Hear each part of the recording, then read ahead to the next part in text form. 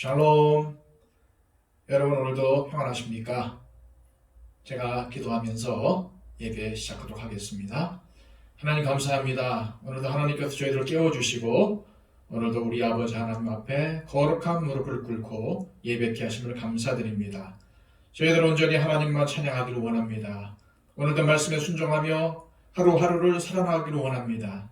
순간순간 어려움을 접할 때도 있을 것이고 또한 아버지 하나님 선택의 기로에 놓일 때도 있을 텐데 아버지 하나님의 뜻에 따라 하나님의 마음에 흡족한 삶을 살아드릴 수 있는 우리 모두가 되게 하여 주옵소서. 오늘 하루도 하나님께 의탁하오며 예수 그리스도의 이름으로 기도하옵나이다. 아멘. 다 함께 찬송가 365장 찬양드립니다.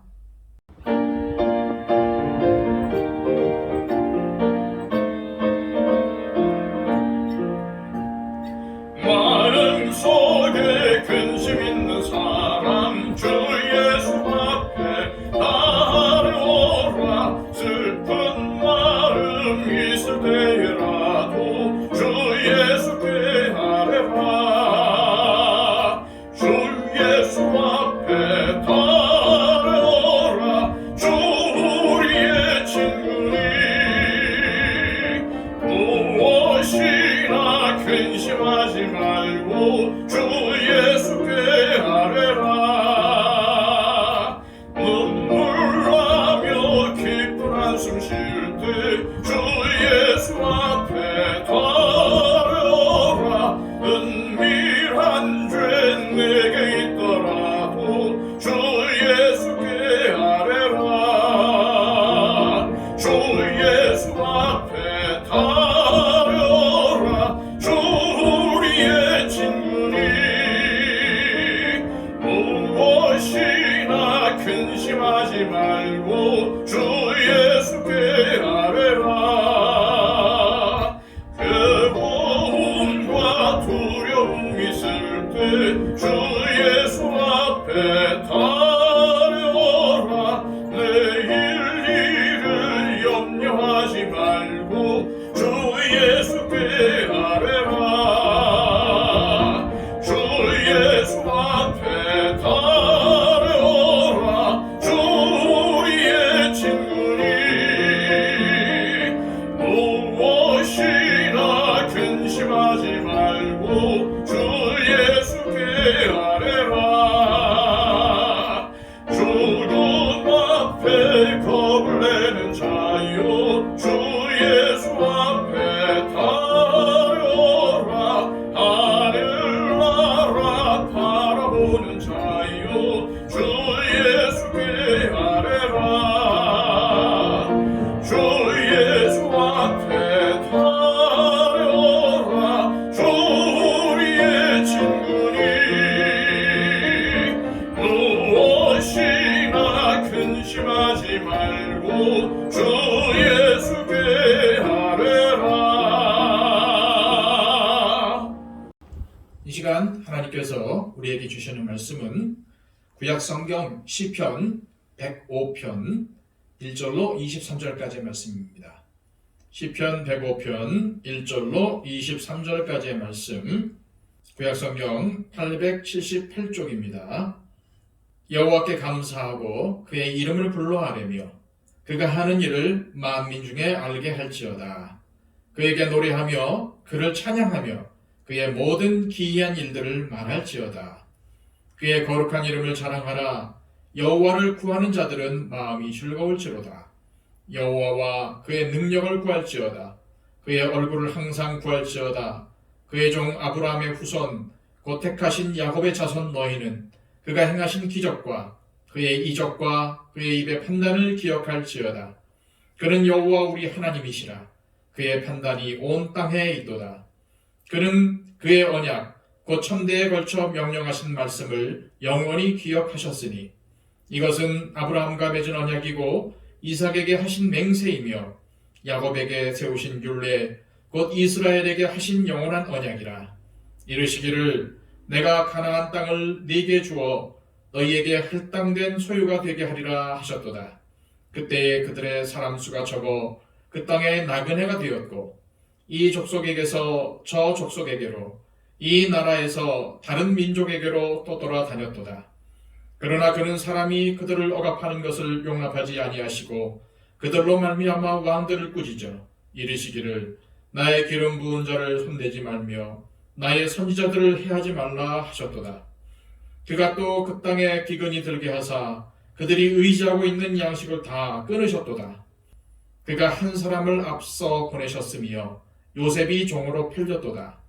그의 발은 착고를 차고 그의 몸은 쇠사슬에 매였으니 곧 여호와의 말씀이 응할 때까지라.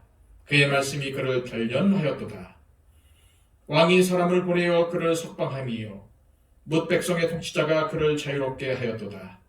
그를 그의 집의 주관자로 삼아 그의 모든 소유를 관리하게 하고 그의 뜻대로 모든 신하를 다스리며 그의 지혜로 장로들을 교훈하게 하였도다. 이에 이스라엘이 애굽에 들어가며 야곱이 함의 땅의 나그네가 되었도다. 아멘. 하나님께서는 당신의 백성들과 언약을 맺으시고 그 언약을 신실하게 지키십니다. 그래서 오늘 우리가 읽은 이 시편 105편은 하나님께서 당신의 택하신 백성들과 맺은 언약을 어떻게 신실하게 지키셨는지를 기억하며 찬양하고 있습니다. 3절에서 4절까지의 말씀입니다. 그의 거룩한 이름을 찬양하라. 여호와를 구하는 자들은 마음이 즐거울지로다. 여호와와 그의 능력을 구할지어다. 그의 얼굴을 항상 구할지어다. 1절부터 4절까지의 말씀에는 10개의 명령형 동사가 나옵니다.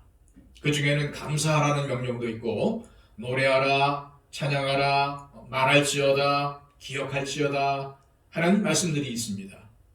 이 모든 명령들을 한마디로 담을 수 있는 표현은 예배하라입니다. 시편 기록자는 여러 가지 다른 표현을 사용해서 하나님께 예배하라고 권면하고 있는 거죠. 그리고 이렇게 하나님께 예배하는 자들은 그 마음이 즐거울 것입니다. 왜냐하면 예배하는 자에게는 하나님을 만나는 신비한 은혜가 주어지기 때문이죠. 그리고 예배하는 자들이 근본적으로 구할 것은 하나님의 얼굴입니다. 오직 하나님을 구할 때에만, 하나님을 목적으로 삼을 때에만 우리에게 근본적인 즐거움이 임하게 됩니다. 5절에서 6절까지의 말씀입니다. 그의 종 아브라함의 후손 곧 택하신 야곱의 자손 너희는 그가 행하신 기적과 그의 입의 판단을 기억할지어다. 하나님을 아는 것이 최고의 복인데 우리 인간은 스스로 하나님을 알 수가 없습니다. 하나님께서 우리를 택하셔서 당신을 계시하여 주시고 알게 해주셔야지만 우리가 하나님을 알 수가 있습니다. 하나님께서 역사 속에서 특별히 한 사람을 택하셔서 믿음으로 살게 하시고 그의 행적을 우리에게 알게 해주셨는데 그 사람이 바로 아브라함입니다. 하나님은 아브라함의 믿음을 보시고 의롭다 하시고는 그에게 하늘의 복을 주셨습니다. 또한 아브라함에게 내가 너로 큰 민족을 이루고 네게 복을 주어 내 이름을 창대하게 하리니 너는 복이 될지라. 너를 축복하는 자에게는 내가 복을 내리고 너를 저주하는 자에게는 내가 저주하리니 땅의 모든 족속이 너로 말미암아 복을 얻을 것이라 라고 말씀하셨죠. 아브라함은 모든 믿는 사람들의 조상이 되었고 오늘날 믿는 우리들도 아브라함을 믿음의 조상으로 부르고 있습니다. 이런 아브라함의 후손들이 꼭 기억해야 할 것은 하나님께서 행하신 기적과 하나님의 판단하심이었습니다. 하나님께서는 역사 속에 나타나셔서 언약 백성들에게 기적을 베푸시며 약속하신 대로 다 행하셨습니다.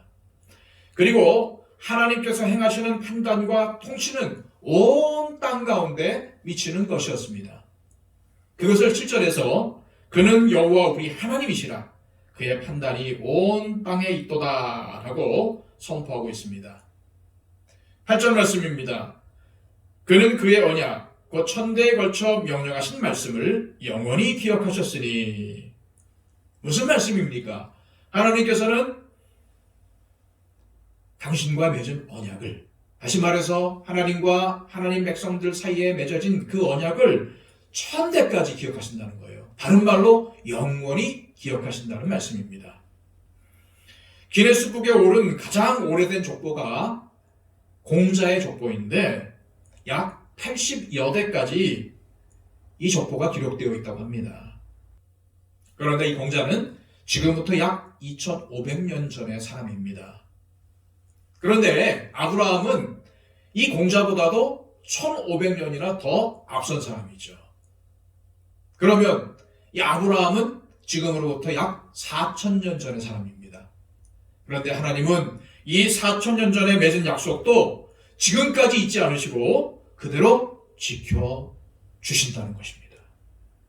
그리고 앞으로도 하나님께서는 그 약속하신 것을 잊지 않으시고 신실하게 지켜주실 것입니다. 바로 저와 여러분들을 위해서 말이죠.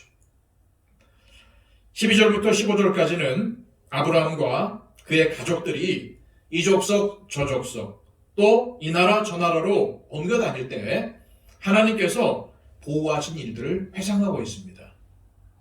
아브라함은 가나안 땅에서 나그네로 살아가야 했습니다. 그들은 흉년을 겪기도 했고 전쟁에 휩쓸리기도 했습니다. 목숨의 위협을 당하기도 했지요. 하지만 하나님께서는 그 어느 누구도 아브라함의 머리털 하나 건드리지 못하게 하셨습니다. 16절부터 23절까지는 우리가 다 알고 있는 요셉에 관한 말씀이죠. 하나님께서는 7년의 풍년 후에 7년의 기근이 있기 전에 그것을 준비하시기 위해서 미리 요셉을 애굽 땅으로 보내셨습니다.